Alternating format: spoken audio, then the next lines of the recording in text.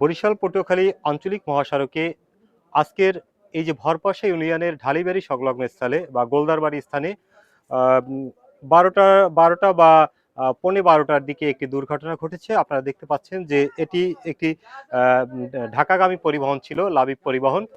তো বিপরীত দিক থেকে গাড়ি আসা এবং সড়ক প্রশস্ত না থাকার কারণে সড়কের উপরে দাঁড়িয়ে থাকা গাড়ি, এর কারণেই মূলত এই গাড়িটি ছিটকে এভাবে পাশে খাদে পড়ে যায়। তবে এই ভয়াবহ দুর্ঘটনা হলেও কোনো ধরনের মানুষ মারাত্মক ধরনের হতাহতের ঘটনা ঘটেনি বা কেউ নিহত হয়নি। স্থানীয়দের সাথে আমরা কথা বলে জানতে পেরেছি যারা ভিতরে ছিল তাদের সবাইকে উদ্ধার করা হয়েছে। দুই একজন হয়তো সামান্য আহত হয়েছে, তবে গুরুতর আহতর কোনো খবর এখন পর্যন্ত পাওয়া যায়নি।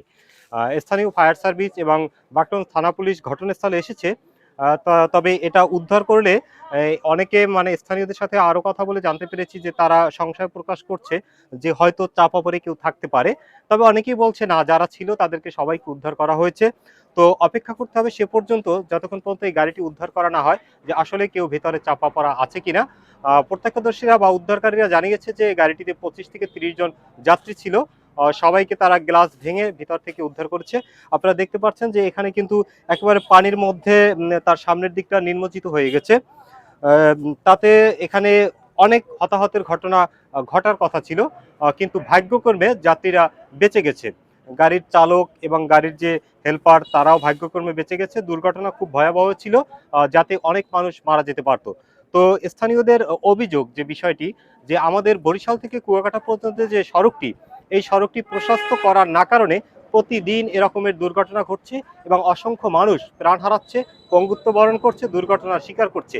এই অঞ্চলের মানুষের দাবি দ্রুত এই সড়কটি প্রশস্ত করা হোক অথবা ফোর লেনে উন্নতি করা হোক।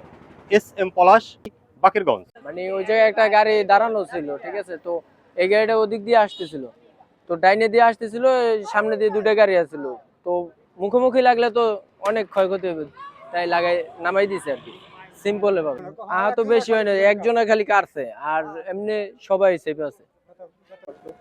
আমি ওই সাইডে কাজ করি, আর মধ্যে গাড়িটা পড়ছে, পড়ার পরে আর কি আমি দৌড়ে আইসি, ওই ফিস দিয়ে ওই গেট দিছি, জানলা ভাঙ্গে দিছি, ভাঙ্গে দিয়ে এদিকে লোবাইতে ওই জানলার উপরে যে মানুষ বাইরে দিতেছে, ওই দিকে আমি উঠিয়া টানি টানি বাইর করে সব কিছু ব্যাগ ট্যাগ বাইর করতে, খালি একজন আর কাটছে একটু ঘটে, এমনি কোনো হাতে টাতে নিহত হয় না কোনো সমস্যা।